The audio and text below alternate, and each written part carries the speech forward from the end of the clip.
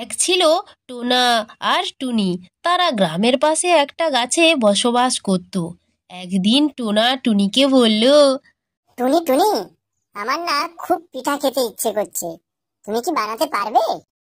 হ্যাঁ পারবো, তবে নুন লাগবে, গুড় লাগবে, তেল লাগবে, গুড়ি লাগবে, তবেই তো পিঠা হবে। ঠিক আছে, আমি এক্ষুনি এনে দিচ্ছি। যেতে যেতে তার দেখা হলো বাঘ মামার সঙ্গে। সে তখন গাছের নিচে বিশ্রাম নিচ্ছিল। কিরে টোনা, কই যাস? না মানে একটু বাজারে যাচ্ছিলাম। এই অসময়ে বাজারে? মতলবখানা কি, বল তো খুলে। আমার পিঠে খেতে ইচ্ছে করছে, কিন্তু তেল লাগবে, নুন লাগবে, গুড় লাগবে, তবে তো হবে পিঠা, তাই বাজারে যাচ্ছি। ও বুঝেছি, তাহলে আমাকেও ভাগ দিস। ঠিক আছে, বিকেলে এসো, তোমাকেও ভাগ দেব। এখন আমি যাই। টোনা কথা বলে বাজারের উদ্দেশ্যে যেতে লাগলো।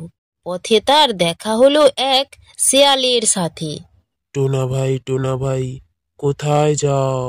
বাজারে যাই, পিঠা খাবো। পিঠা খেতে বাজারে কেন? আমার পিঠে খেতে ইচ্ছে করছে, কিন্তু তেল লাগবে, নুন লাগবে, গুড় লাগবে, তবে তো হবে পিঠা, তাই বাজারে যাচ্ছি। তাহলে আমারও ভাগ চাই, কি দিবে তো? ঠিক আছে, বিকেলে এসো, তোমাকেও ভাগ দেব। এখন আমি যাই। এরপর টোনা শেয়ালের কাছ থেকে বিদায় জানিয়ে চলতে থাকলো। পথে দেখা হলো ছাগলের সাথে। ও টোনা ভাই, কোথায় যাচ্ছ? আমার পিঠে খেতে ইচ্ছে করছে, কিন্তু তেল লাগবে, নুন লাগবে, গুড় লাগবে, তবে তো হবে পিঠা, তাই বাজারে যাচ্ছি। ও বুঝেছি, কিন্তু আমিও তো খেতে চাই, আমারও তো ভাগ লাগবে।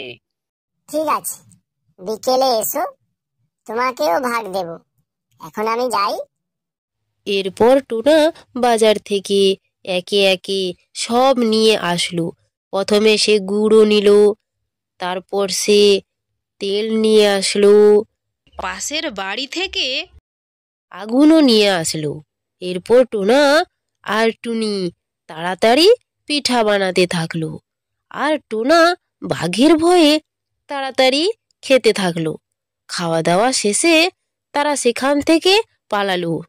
এদিকে বিকেল বেলায় একে একে বাঘ আসলো, ছাগল আসলো, শেয়াল আসলো, এবং তারা দেখতে পেল টোনা আর টুনি খেয়ে সেখান থেকে পালিয়েছে। ওই টোনাটা কোথায় গেল বলতো? ও বুঝেছি বাঘ মামা, টোনা আমাদের সবাইকে বোকা বানিয়ে পালিয়েছে। শয়তান টোনাটাকে পেলে এখনই খেয়ে ফেলবো। আর এদিকে টোনা আর টুনি গাছের ডালে বসে ওদের কাণ্ড কারখানা দেখতে লাগলো, আর মনের সুখে গান গাইতে থাকলো। আমরা পিঠা খেয়ে নিয়েছি।